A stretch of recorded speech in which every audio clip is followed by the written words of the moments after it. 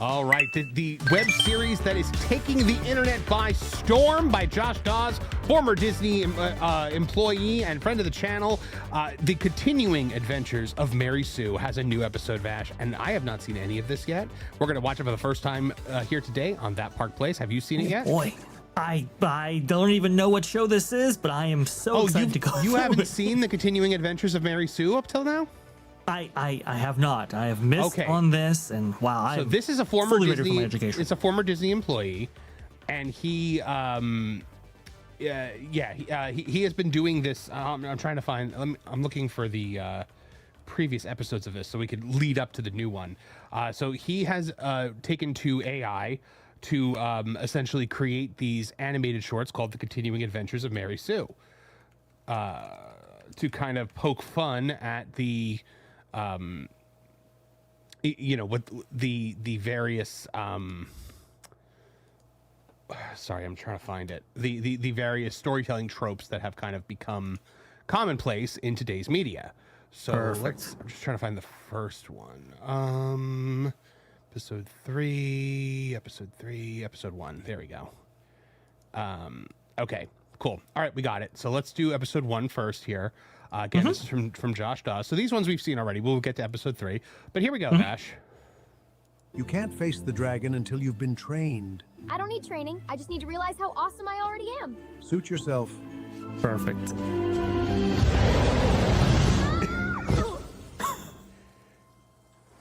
Are you taking new students? You can't face the dragon. So there you go. That's episode 1. The thing, let's get to episode 2, because episode 2 is also just absolutely brilliant. And episode 2 is the one where it actually like really blew up. Okay. All right. So here's episode 2. This one's a full minute and a half. Okay. Okay. It's fantastic. Right? I know you're into the whole He-Man protector thing, but I can handle myself. Let me show you how this is done.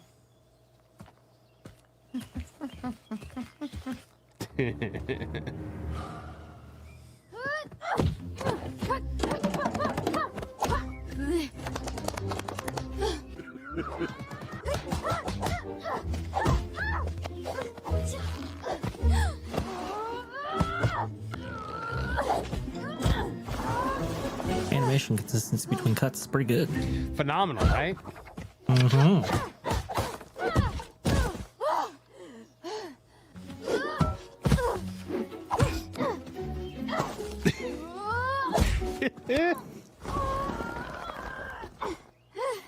a little help?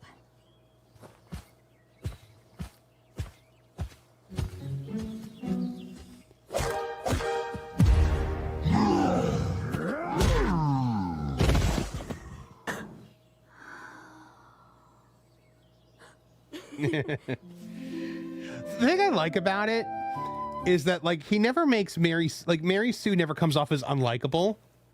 Right. She actually kind of comes off as like kind of adorably naive.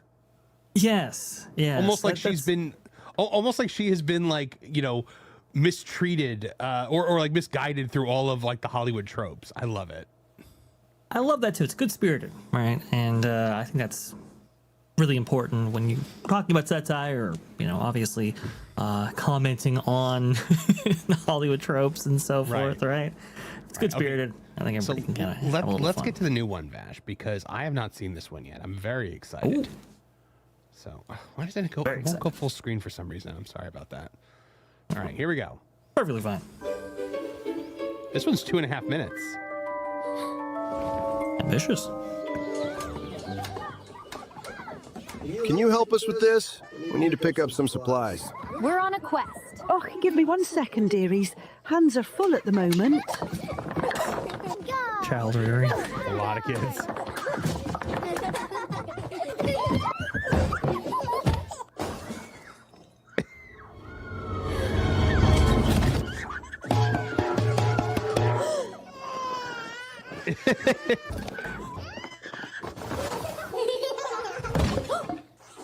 Ew.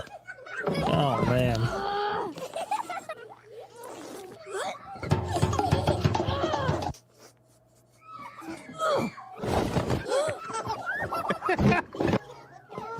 That's adorable. Look, it's baby Lorne.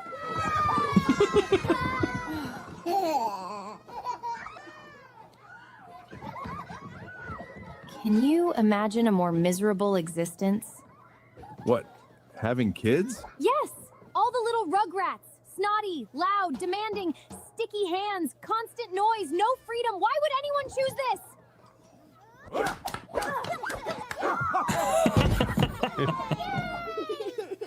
Here, dearie.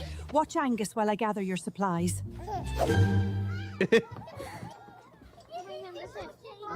Ram?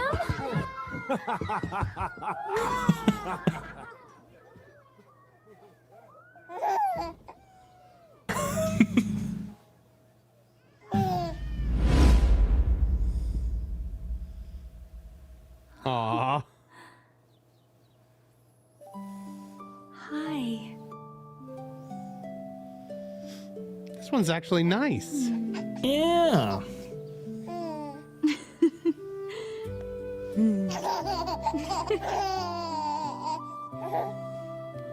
I can take the little guy. Back off!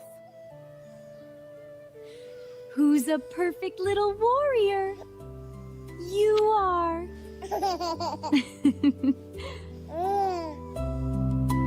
Amazing. I love it. The thing that I love about this the most is just the animation consistency, like what you said. Yeah. I mean, it's incredible. Look at baby Lorne. Look at baby Lorne.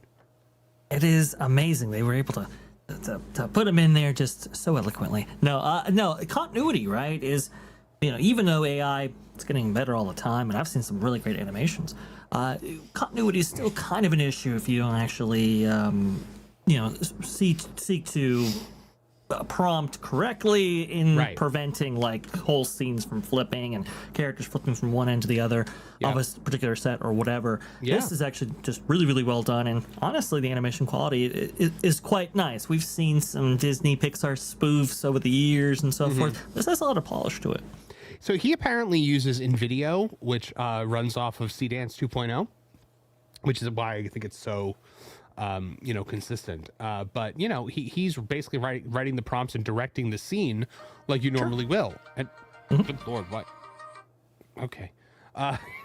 For some reason, that Park Place theme started. Oh, I think the stream for some reason started playing on my phone. Lauren says this one I think was run off a different engine. That's interesting. Yeah, it definitely. I don't understand. There are so many people that are like AI slop. I'm like, this is not slop. This is like actually like fun and good, and like I personally don't find like I don't get like the hate for it, where it's just kind of like, oh well, you're like, you get a chance to tell your story, and I think that's I think that's fine. Now, do I think movie studios should be using this? No. If you could afford to not use this, then you shouldn't be using it. Which there have been some rumors about possibly, Hollywood folding in some of these technologies into their pipeline in order to mitigate costs. It's gonna be interesting how that is ultimately, used. But there are some amazing works being created by guys who, previously, even just 5 years ago, this would have been really impossible to do, right? And now somebody can actually do it, maybe on a weekend. that's incredible. Yeah. Oh, so Lauren says tag at the end showed a different name. So let's have a look. It says produced by Dreamina AI. That must be a new system that he's using. Interesting. But yeah, man, this is really neat. Like I just like you're first of all, he created like the quintessential like modern Disney looking character in Mary Sue. Yes. With the purple hair perfect. and like the pants, and I love the beginning where she's looking at the dress and loving it and then has to hide the dress. Like I think it's so funny, man. It's so good. I think it's fantastic. There's a lot of like little nice details right there. Obviously this one about child rearing, which so the trope in Hollywood is you can't even have a woman express interest in any guy, right?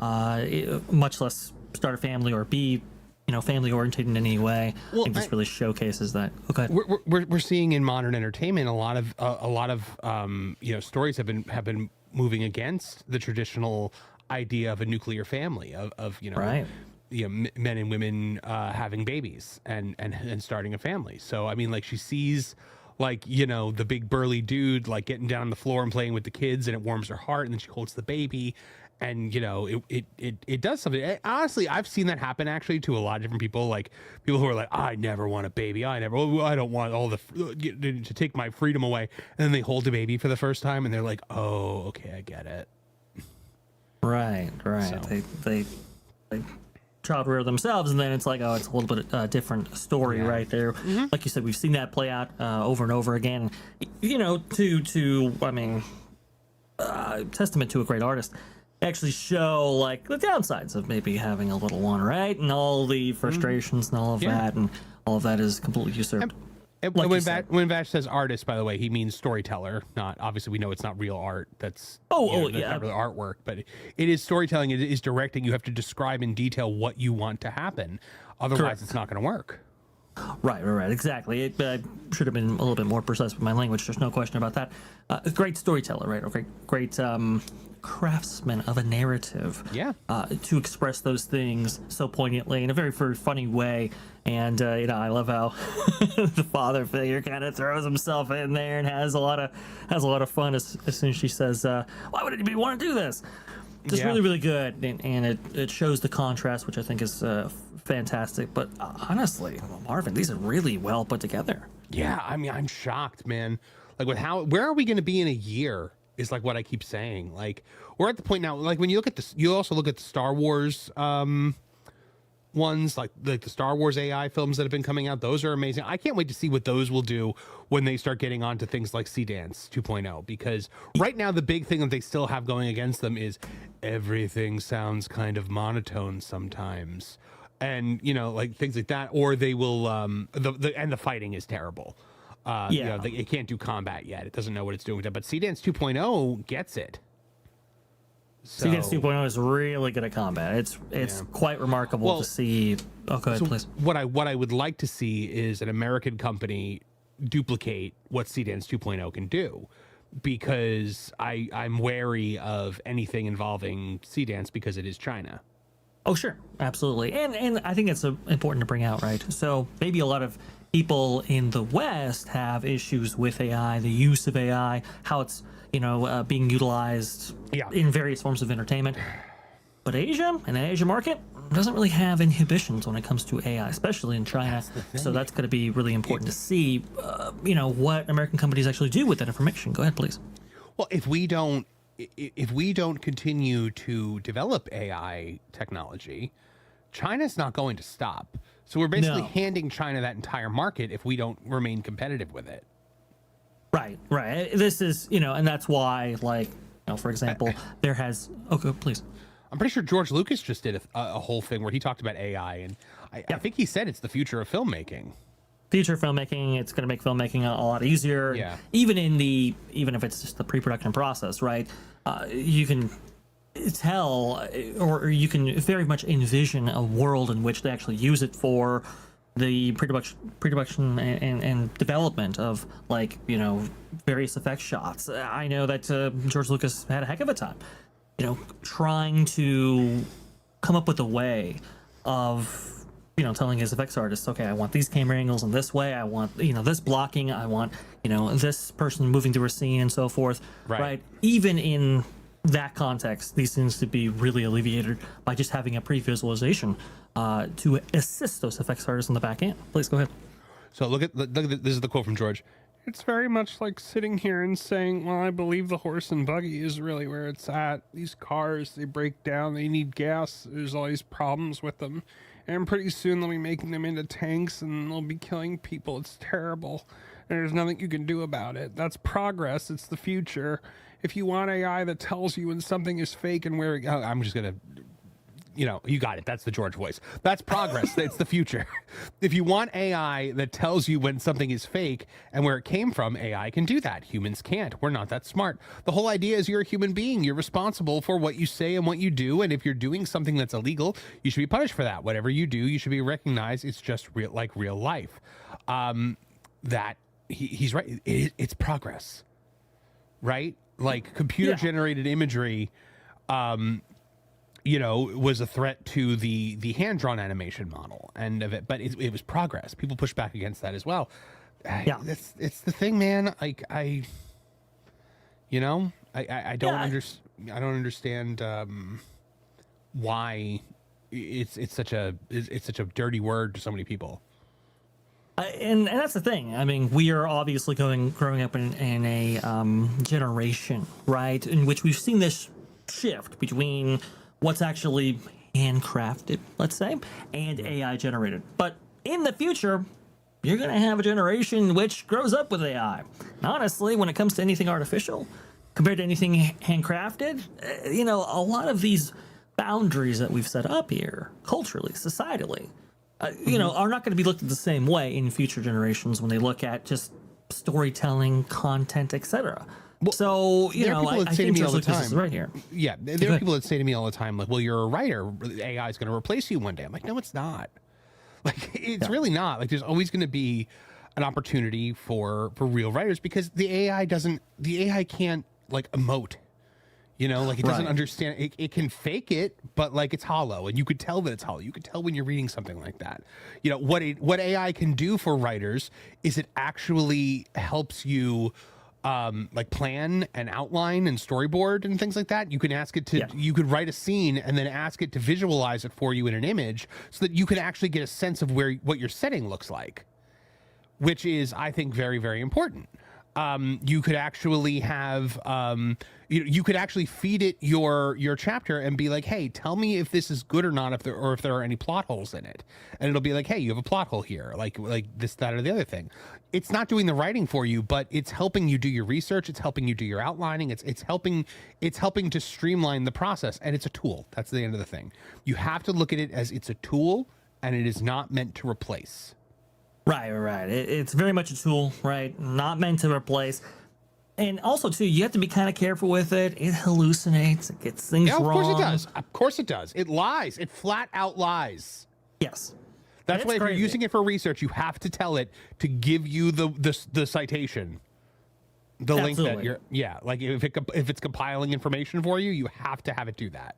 Well, it's really interesting, Marvin, even with those citations, right? Because I've utilized AI in the research context for sure, but you have to be really, really scrutinizing of that, even if there's a source selected. For example, I've seen it where it'll cite a source, and you're like, okay, well, its information's pretty good. Then you go to that source, and it's like, oh, it's not actually from the main article, from a reputable, website or news publication or whatever. No. It was sourcing that content specifically in the comments, which was like, whoa. So it's like, oh, well, here's your source, New York Times or whatever. And it's like, well, it's actually not coming from a New York Times writer. That kind of thing, you have to be really, really worried about. Absolutely. Really double checking. And so I think there's always going to be a part of the human process involved in some form or fashion.